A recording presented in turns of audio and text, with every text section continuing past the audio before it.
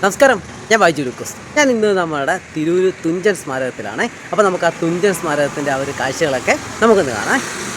അപ്പം നമ്മൾ ഇന്നുള്ളതെന്ന് പറയുന്നത് നമ്മുടെ തിരൂരെ ആ ഒരു തുഞ്ചൻ സ്മാരകത്തിലാണ് കേട്ടോ. അപ്പോൾ നമ്മൾ തുഞ്ചൻ സ്മാരകത്തിലോട്ട് കയറി പോകുന്നിടത്തെ ആ ഒരു പ്രവേശന കവാടമാണ് ആ കാണുന്നത്. ഇത് പൂർണ്ണമായിട്ടും വെട്ടുകല്ലുകൊണ്ടാണ് ഈ ഒരു പ്രവേശന കവാടവും ഇതിനകത്തുള്ള കെട്ടിടങ്ങളും ഒക്കെ പൂർണ്ണമായും വെട്ടുകല്ലുകൊണ്ടാണ് നിർമ്മിച്ചേക്കുന്നത്.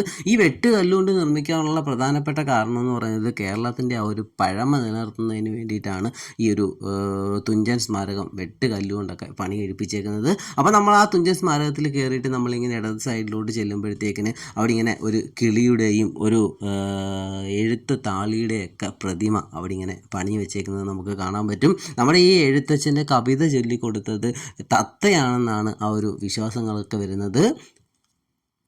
കിളി പറയുന്ന രീതിയിലാണ് അദ്ദേഹം രാമായണവും മഹാഭാരതവും ഒക്കെ ശുദ്ധ മലയാളത്തിൽ എഴുതിയത്. കിളിപ്പാട്ട് പ്രസ്ഥാനത്തിൻ്റെ ഉപജ്ഞാതാവ് കൂടിയാണ് അദ്ദേഹം. ഈ ഒരു തത്തയുടെയും ആ ഒരു താളിയുടെയും പ്രതിമയുടെ തൊട്ടടുത്തായിട്ടാണ് ആ ഒരു സരസ്വതി മണ്ഡപം വരുന്നത്. ഈ ഒരു സരസ്വതി മണ്ഡപത്തിൽ വിജയദശമി നാളിലൊക്കെ ധാരാളം കുരുന്നുകൾ ആ ഒരു ഹരിശ്രീ കുറിക്കാൻ വേണ്ടിയിട്ട് ധാരാളം കുരുന്നുകൾ ഇവിടെ ഇങ്ങനെ എത്താറുണ്ട്. നമ്മുടെ ആധുനിക ഭാഷയുടെ പിതാവെന്നാണ് നമ്മുടെ എഴുത്തച്ഛനെ, തുഞ്ചത്ത് രാമാനുജൻ എഴുത്തച്ഛനെ പറയപ്പെടുന്നത്. അദ്ദേഹം ജീവിച്ചിരുന്നത് 15-ാം നൂറ്റാണ്ടിനും 16-ാം നൂറ്റാണ്ടിനും ഒക്കെ ഇടയിലാണ് അദ്ദേഹം ജീവിച്ചിരുന്നത്. അത് കണ്ടു കഴിഞ്ഞ് നമ്മൾ കുറച്ച് ഇങ്ങോട്ട് വരുമ്പോഴത്തേക്കിനാണ് ദാണ്ട് ഈ കാണുന്ന ആ ഒരു മണ്ഡപം. ഈ ഒരു മണ്ഡപം എന്ന് പറയുന്നത് ഒറ്റ കല്ലിൽ തീർത്ത ഒരു മണ്ഡപമാണ്. നമ്മുടെ തുഞ്ചത്ത് രാമാനുജൻ എഴുത്തച്ഛൻ്റെ വീട് നിന്ന സ്ഥലം പൊളിച്ചു മാറ്റിയിട്ട് അദ്ദേഹത്തിൻ്റെ സ്മരണയ്ക്കായിട്ട് ഒറ്റ കല്ലിൽ തീർത്ത ഒരു മണ്ഡപമാണ് ഈ കാണുന്നത്. ഒറ്റ നോട്ടത്തിൽ തന്നെ ആരെയും ആകർഷിക്കുന്ന രീതിയിലുള്ള ഒരു കൃഷ്ണശിലാ മണ്ഡപമാണ് ഈ കാണുന്നത്. ഇവിടുത്തെ ആ ഒരു പ്രവേശനമൊക്കെ വരുന്നതെന്ന് പറയുന്നത് രാവിലെ 9:30 മുതൽ വൈകുന്നേരം 5:30 വരെയാണ് ഇവിടുത്തെ ആ ഒരു പ്രവേശനമൊക്കെ വരുന്നത്.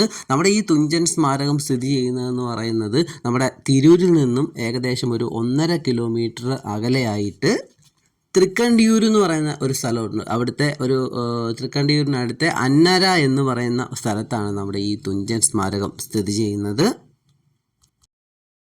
ഈ ഒരു സ്മാരകത്തിനകത്തായിട്ട് കൃഷ്ണശിലാ മണ്ഡപം, മ്യൂസിയം, ഇതിനകത്തൊരു കുളം, കാഞ്ഞിരമരം ഒക്കെ അങ്ങനെയൊക്കെ പറഞ്ഞ് ധാരാളം സംഭവങ്ങൾ ഈ ഒരു സ്മാരകത്തിനകത്ത് അവർ പണി കഴിപ്പിച്ചിട്ടുണ്ട്. ഈ ഒരു സ്മാരകത്തിനകത്ത് ലൈബ്രറിയും ഒക്കെ ഉണ്ട്. വായിക്കാനും ഓരോ കാര്യങ്ങളൊക്കെ പഠിക്കാനും ഒക്കെ ആയിട്ട് ധാരാളം വിദ്യാർത്ഥികളും ഗവേഷകരും ഒക്കെ വരുന്ന ഒരു സ്ഥലമാണ് നമ്മുടെ ഈ തുഞ്ചൻ സ്മാരകം എന്ന് പറയുന്നത്. നമ്മുടെ ഈ തുഞ്ചൻ സ്മാരകത്തിനോട് ചേർന്ന് കാണപ്പെടുന്ന ഒരു ക്ഷേത്രവും കാഞ്ഞിരമരവും കുളവും ഒക്കെ ഉണ്ട്. അപ്പോൾ ആ കാണുന്ന ആ ഒരു ക്ഷേത്രമാണ് ഈ നമ്മളിപ്പോൾ കാണുന്നത്. ഈ ക്ഷേത്രത്തിനോട് തൊട്ടടുത്തായിട്ടൊരു കാഞ്ഞിരമരമുണ്ട്. ഈ കാഞ്ഞിരമരത്തിൻ്റെ ചുവട്ടിലിരുന്നാണ് വിദ്യാർത്ഥികളെ എഴുത്തച്ഛൻ ഹരിശ്രീ മണലിൽ എഴുതി കൊടുത്തതെന്നൊക്കെയാണ് പറയപ്പെടുന്നത്. അതിനാൽ തന്നെ ഈ ഒരു കാഞ്ഞിരമരത്തിൻ്റെ ഇലകൾക്കൊക്കെ കയ്പ്പ് വളരെ കുറവാണെന്നാണ് പറയപ്പെടുന്നത്.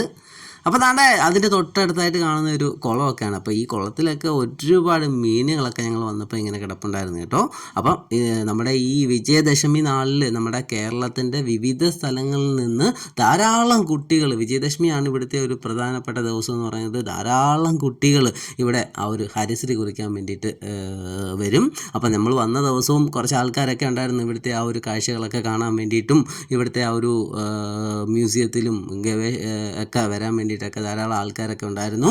അപ്പം നമ്മൾ തിരിച്ച് താണ്ട നമ്മൾ ആ കൃഷ്ണശിലാ മണ്ഡപത്തിൻ്റെ ആ ഒരു അടുത്തെത്തി.